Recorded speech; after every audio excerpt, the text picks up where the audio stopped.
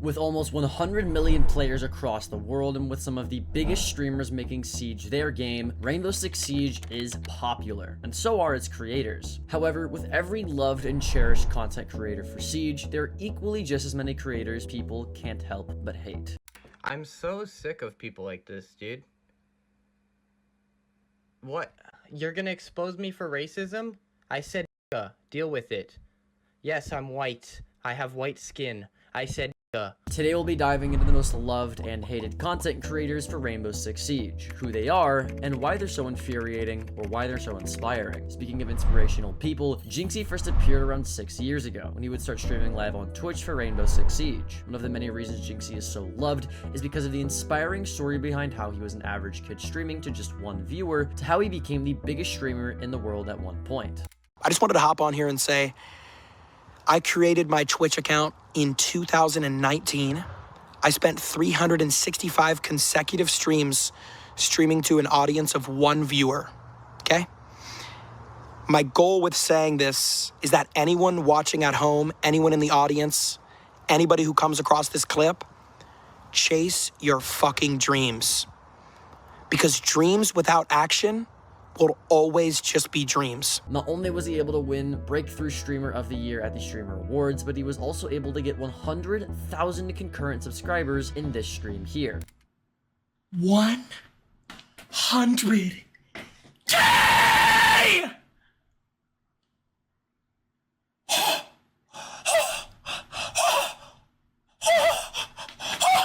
It's still going! What the f***? Bro, when I first started streaming, bro, you gotta understand the amount of motherfuckers that said it's a waste of fucking time, I'll never be able to do it, it's not a real fucking job. The amount of motherfuckers that never believed in me, bro. But God did.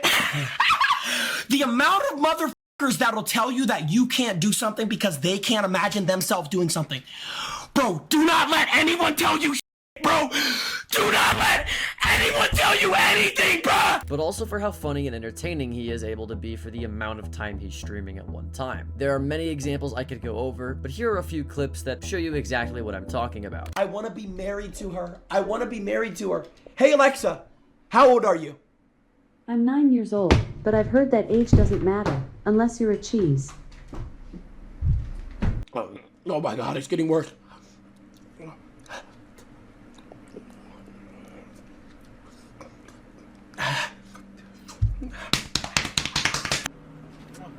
Come to Africa, Jynx. Come to Africa, Jynx. And stream with us. And stream with us. But don't drop the soap. Ah! Bro, no, I can't, bro. If I drop the soap, are they gonna f me in the ass? Jynxzi is loved overall for his personality and his inspiration, and especially his kindness toward other people. He is the biggest Siege streamer of all time and has single-handedly revived the game. Some people think that there would be no Siege without Jynxzi. I'm proud of you, Jynxzi. Been watching for a while. You brought me and my friends back to the game. Let's go! Loved by all. 1 million! Size my name cheered 500 bits.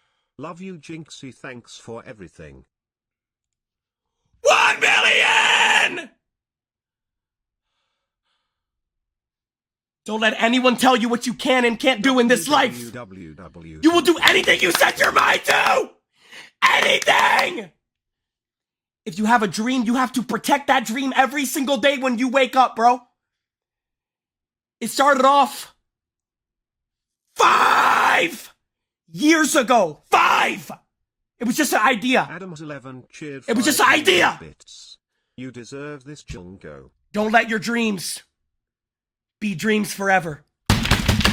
Yes! But just like there wouldn't be Siege without Jynxzi, there also wouldn't be a lot of Siege streamers without Jynxzi either. One of them being E2Smooth. E2Smooth was a streamer that eventually got his entire audience to hate him, and would also face cheating allegations later down the line. But it wasn't always this way. At first, E2Smooth actually had a small but loyal following. Because of this, he would gain traction on TikTok, and people wanted to play with him for clout and funny clips of him being bad at the game. E2Smooth didn't see it this way though. He saw it as people wanting to play with him because he was good, and because of that, he grew a large large ego over time. Now, having an ego is fine, but only if you have the skills to back it up. E2 had a 0.5 in champ lobbies and was getting carried, so he definitely did not have the skill to back it up, and many people would start to call him out on this exact thing. Many people, including Jynxzi, who was the man that put him on the map. Jynxzi, because of the trash talking, would give him one last 1v1 to settle the beef, but would ultimately embarrass E2 in the process. We're securing the biohazard container. Intervene attempting to secure the container.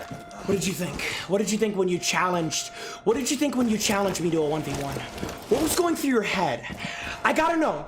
What was going through your head? This plus the enlarged ego that kept getting bigger would eventually cause every fan he once had against him, and it was at this point that E2 would stop posting and take years off of the game. This is in stark contrast to the next creator on this list being Beaulo. Beaulo was an ex-pro player, streamer, and absolute mechanical god. He was the Stompn on PC before Stompn, except he was way better and completely reinvented the way people played the game to this day. How exactly did he do this though? Some people become a Siege icon for many reasons. You have Kickstar being an exceptional caster, Jynxzi being a popular streamer, Shaiiko being a mechanical god. But what was so special about Beaulo? Well, at first, it was kind of just his raw aim. His aim was so far ahead of the curve, especially compared to the average player at the time, that he'd actually draw in cheating allegations from pro players very early into his career. You're muted. Yeah, okay. And he just randomly shot through the garage, dude. Literally, he shot at one spot, he completely flicked to the other side of the garage and shot and killed me. Beaulo is not, this kid's not legit. No, drone, sprint on in with the call out of they're in church, and so he just sprints through. Nope, I don't even care if he's just gonna go use this in a meme video. I'm gonna report Beaulo every single f***ing time I ever play him. But the way Beaulo changed the game didn't have anything to do with his aim, but actually his movement. After a while of playing Siege and getting good mechanics, he eventually invented what many of you know now as a standard quick peek. But back then, it wasn't called a quick peek, it was just called the Beaulo lean. It was the ability to lean behind a wall and peek from the wall so fast that the enemy wouldn't have time to react, but you'd get just enough time to get information for a kill. At this point, Beaulo had solidified himself as the most talented Siege content creator at the time. But when you've already achieved so much, what left is there really to do? At this point, Beaulo would answer that question by becoming a pro Rainbow Six Siege player himself, signing on to one of the best North American teams at the time, Team Solo Mid. And on that team was a man named Achieve, the same exact person in the clip I showed you earlier who accused him of cheating in the first place. Ironically enough, TSM was the only team to show Beaulo welcoming arms when he wanted to go into the pro scene. The rest of the Siege esports teams were skeptical. However, there was still a massive issue. The issue of him being underage. You have to be 18 years old to play in Pro League, and at the time of his signing, he was only 17. But waiting to be 18 wasn't something new to Beaulo. So when he finally turned 18, he would show everybody, Pro League included, why he wasn't just a rank star. NA lifts its third hammer over the course of the Invitational. 6 events we've had, half of them belong to North America, and this one is for TSM. Since then he has retired, but make no mistake, he was still one of the greats. The same cannot be said for the next most hated R6 creator, which is DripBoolin. DripBoolin started out playing the game as many of you do, by playing on console. After a while of playing on console and watching PC pros while at his job at Publix, he decided that he needed to get a PC. Once he got a PC, it was only a matter of time before he would start trying to make an entrance into the professional space. So, I graduate high school, and with that money, I salvage up, I save, and I buy a computer. And my sole purpose for buying that computer was I wanted to make enough money back to make it a worthy investment, and I wanted to go pro. I wanted to gain some form of experience playing competitive. I knew I was good enough, and at the same time, some of my friends were switching to PC from our console days. You may have heard some of them. I remember Merc switched at the same time I did, Foltz, Y-Bombs, and I started to slowly but surely meet people on PC. And this kind of is when I met my first teammates, and it was Doodle, Hyena, and Rexon. When he would eventually gain the team to start competing, he would do pretty well for himself, with his team going 24-0 in Challenger League qualifications their very first time playing without any practice. That is insane and extremely hard to do, especially in Challenger League quals, which is just a step below Pro League and his first time again competing. When he would make it to Challenger League with his team, he would end up winning the entire Challenger League tournament, which would qualify him to compete in Pro League. And it was all against the people he had been watching growing up.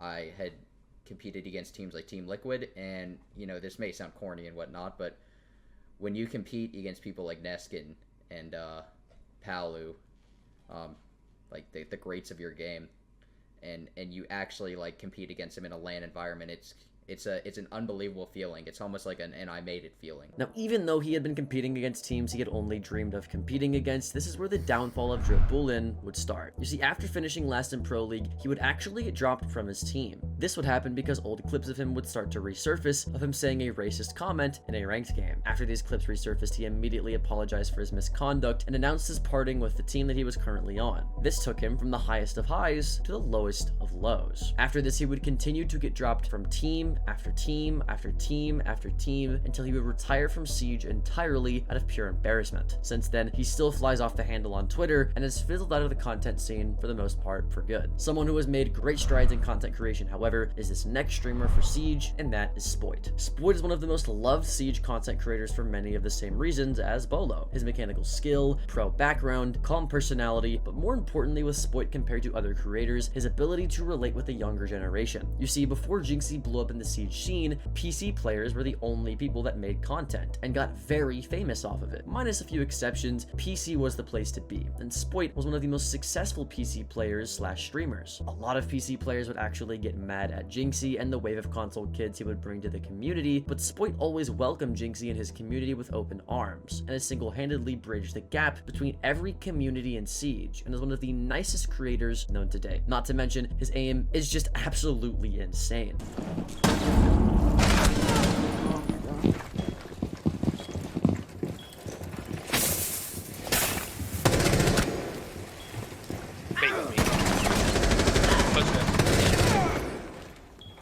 Is he at the window?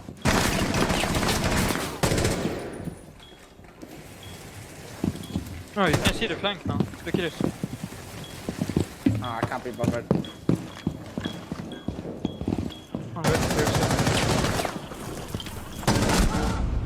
Someone who had terrible aim, especially compared to Spoit, however, is the next creator on this list, which is Minkzie. Minkzie was actually a controller content creator that was growing around the same time that Jynxzi was. However, his career compared to Jynxzi's would be completely demolished in the course of a month when it was found out that he was racist, a pedo, and that he was cheating all at the same time. At first, though, he was just another Siege streamer. Minkzie was known for YouTube videos and streams of him hosting custom games with his viewers. Things like 2 champions versus 5 coppers, or 5 champions versus 5 pros. You get the idea. He made those kinds of videos, and they were thriving in the R6 space, with him being able to collect over 100,000 subscribers on YouTube. Fans appreciated his gameplay and YouTube videos in general, but it would be exposed that he was actually one of the worst Siege creators behind closed doors.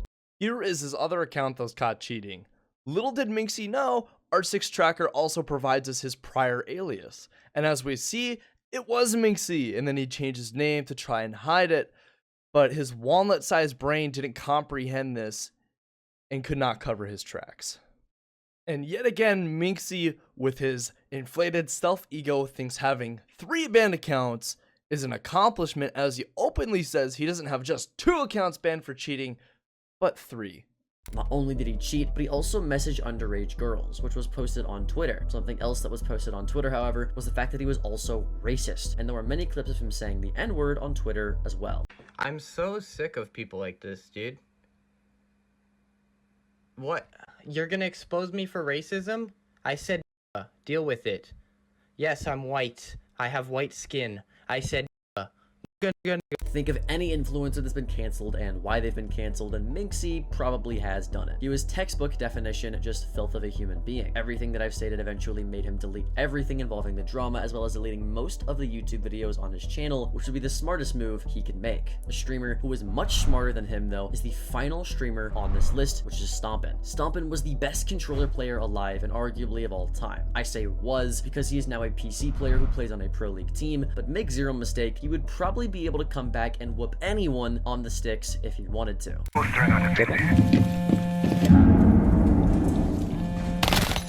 Good aim! Oh! Watch Where? Let's like bar, let's in bar. One bar.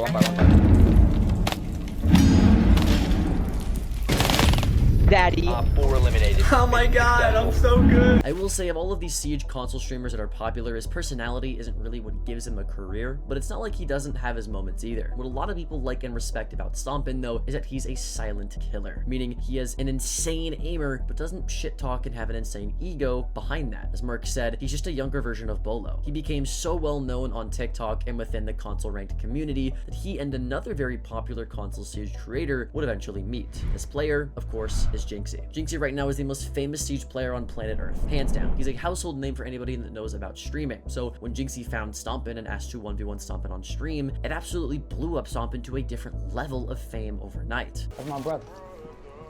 Ready to get put on pack watch something? That's my. Okay, this kid is crazy. Every round, it's a headshot immediately.